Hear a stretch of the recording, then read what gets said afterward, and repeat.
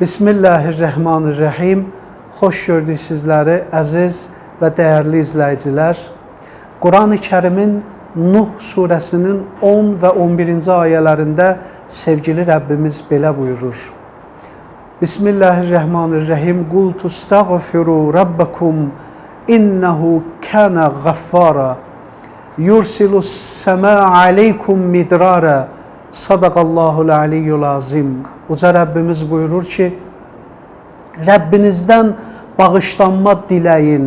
Həqiqətən o çox bağışlayandır. O sizin üzərinizə bol-bol yağış endirər. Əziz və dəyərli izləyicilər, yağış ilahi bir rəhmətdir, bir neymətdir. Yağış yer üzünə enməklə varlığa, nəbatata bir can gətirər. Bitkilərə həyat verər, torpağa həyat verər, torpağın altında yatan toxuma həyat verər, toxum onunla qidalanar və torpağın bağrın yarıb üzə çıxar və insanlıq üçün bir neymətə çevrilər. Nə hikmətdirsə, Allah bu ayədə rəhmət olan yağışla tövbə və istiğfarı, bağışlanma diləməyi bir yerdə zikir edir, bir yerdə çəkir.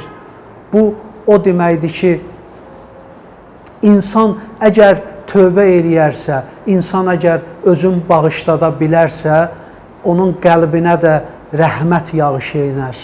Məhz içərisində yaşadığımız bu müqəddəs və bu mübarək Ramazan ayı o aydır ki, əvvəlindən sonuna qədər, bayram gününə qədər ilahi rəhmət, ilahi feyz, rəhmət yağışı leysan olub möminlərin, inananların qəlbinə iner.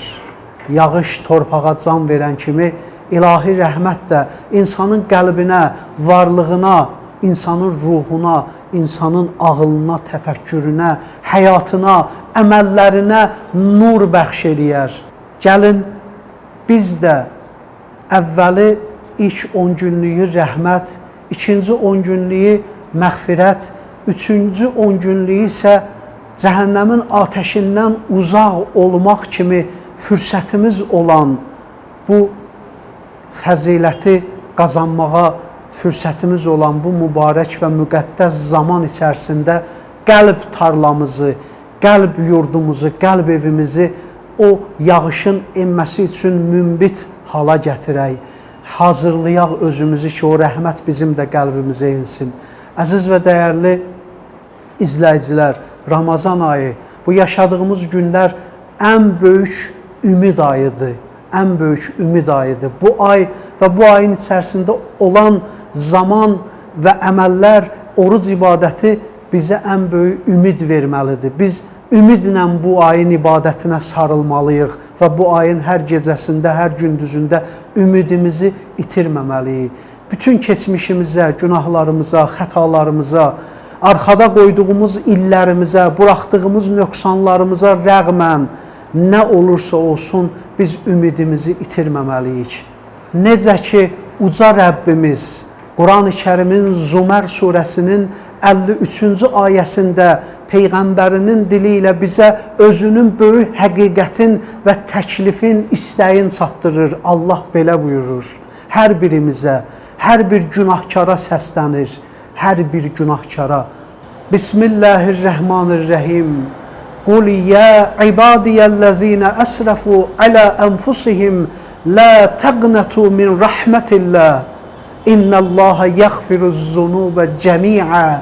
Ey günah etməklə özlərinə zülm edən, həddi aşan bəndələrin, Allahın rəhmətindən ümidinizi üzməyin. Allahın rəhmətindən ümidinizi kəsməyin. Şübhəsiz ki, Allah bütün günahları bağışlayar. Həqiqətən o bağışlayan və rəhm edəndir. Əziz və dəyərli qardaşlar, müminin ən böyük silahı onun ümididir. Ümidsiz insan həyatda heç bir şeyə nail ola bilməz.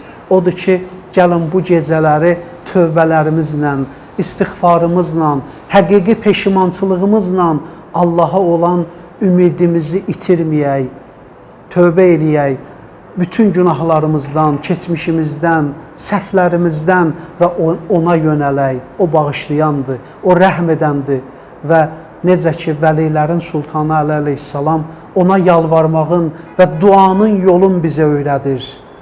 İlahi, rəhm elə o kəsə ki, ümidindən başqa əlində heç bir sərmayəsi, heç bir şeyi yoxdur. Allah'a and veririk izzətinə. Allah bu ayın içərisində bizlərə həqiqi tövbəni, həqiqi istiğfarı və bağışlanmağı nəsib eləsin.